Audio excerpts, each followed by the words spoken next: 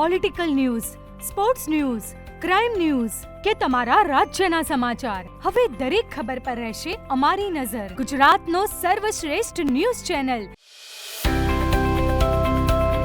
ચાણસ્મા શહેરમાં મા ઉમિયાના દિવ્ય રથનું ભવ્ય સ્વાગત. શહેરમાં ભક્તિમય માહોલ સર્જાયો. ચાણસ્મા શહેરમાં આજે સવારે જગતજનની મા ઉમિયાના દિવ્ય રથનું ભવ્ય અને ઉત્સાહભેર સ્વાગત કરવામાં આવ્યું હતું. વિશ્વ ઉમિયા ફાઉન્ડેશન અમદાવાદ દ્વારા આયોજિત આ દિવ્ય રથયાત્રા ચાણસ્મા શહેરમાં પહોંચતા જ સમગ્ર શહેરમાં ભક્તિ અને શ્રદ્ધાનો માહોલ છવાઈ ગયો હતો. તારીખ 12/3/2026ના રોજ સવારે 8 કલાકે બસ સ્ટેશન નજીક મુખ્ય દરવાજા પાસે લાલજીદાસ લક્ષ્મીદાસ પટેલ પરિવારના ગેટ આગળ દિવ્ય રથનું પરંપરાગત રીતે સ્વાગત કરવામાં આવ્યું હતું.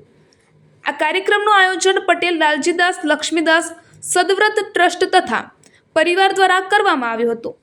દિવ્ય રથ ચાણસ્મા શહેરમાં પ્રવેશતા જ મોટી સંખ્યામાં ભક્તો, સમાજના આગેવાનો, યુવાનો તથા મહિલાઓ ઉમટી પડ્યા હતા અને જય ઉમિયાના જયઘોષ સાથે રથનું સ્વાગત કરવામાં આવ્યું હતું અને ભક્તોએ રથના દર્શન કરી માતાજીના આશીર્વાદ પ્રાપ્ત કર્યા હતા.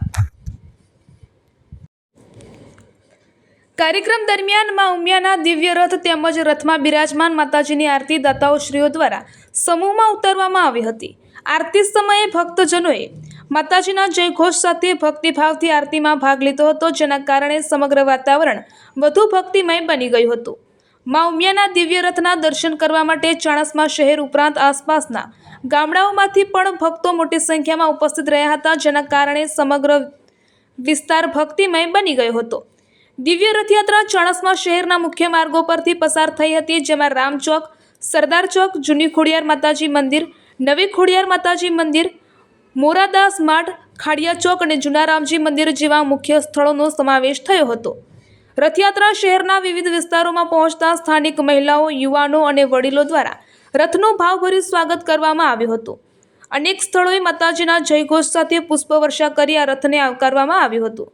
જૂના ખોડિયાર મંદિરે ઠંડા પીણાનું આયોજન પટેલ પુરુષોત્તમભાઈ શંકરદાસ તેમજ અન્ય વિસ્તારોમાં પણ સુંદર સેવાનું આયોજન કરવામાં આવ્યું હતું.